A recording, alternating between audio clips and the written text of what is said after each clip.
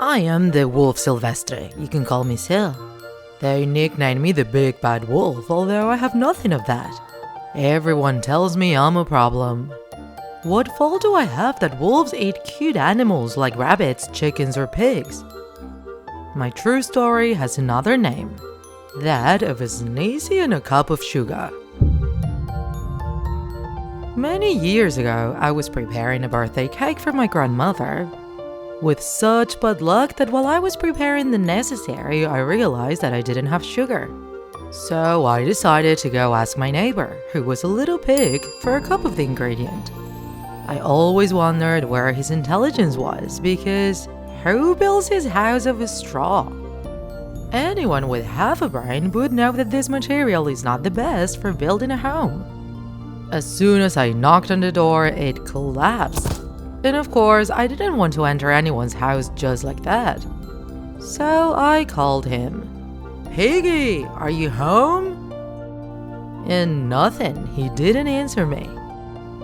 And so I went home without the cup of sugar.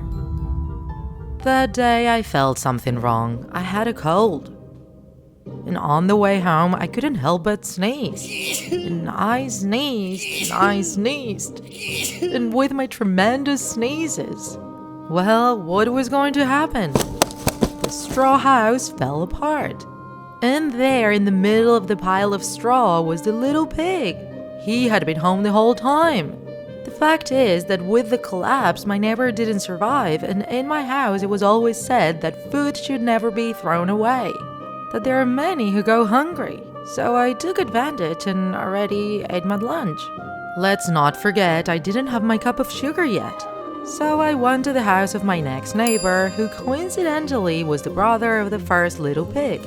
This one was a bit smarter, but not much. He had built a house with wooden sticks. I rang the doorbell of his house, but no one answered, so I called. "Piggy, are you home?" He yelled back at me, telling me to leave and that I couldn't come in, that he was busy. I was about to leave when suddenly another sneeze came over me, and I sneezed and I sneezed. I tried to cover my mouth, but my sneeze was tremendous again. And you won't believe it, his house also collapsed. When I managed to find the little pig under the wooden sticks, he was also dead. Wolf Ward. And I don't need to remind you again that food should not be thrown away. So I did the only thing that could be done. Had lunch again. My belly was full, but I still didn't have a cup of sugar. So I decided to try the next house. The younger brother of the other two pigs. This was the genius of the family. He had built his home with bricks. I knocked on the door and no one answered. "Piggy, are you home?" And he, in a very bad way, yelled at me to leave, not to bother him. What a lack of manners. He probably had a sack full of sugar and he didn't want to give me a small amount for the birthday cake. I was about to go home and exchange my present for a greeting card and just sneeze again. I sneezed and sneezed and sneezed once more. Then the third little pig yelled something about my grandmother. I am a very calm guy, but when someone says something ugly about my grandmother, I lose my head a bit. Of course, when the police arrived, I was sneezing to break down the pig's door, making a big racket. The rest is history.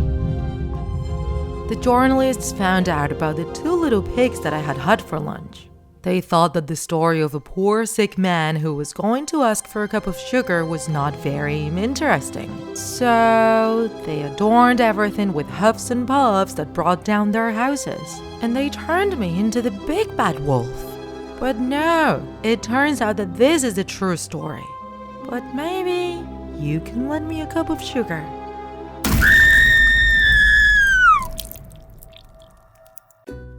If you enjoyed this video, don't forget to like it. And if you want to see more Draw My Life videos, subscribe to our channel. See you in the next episode!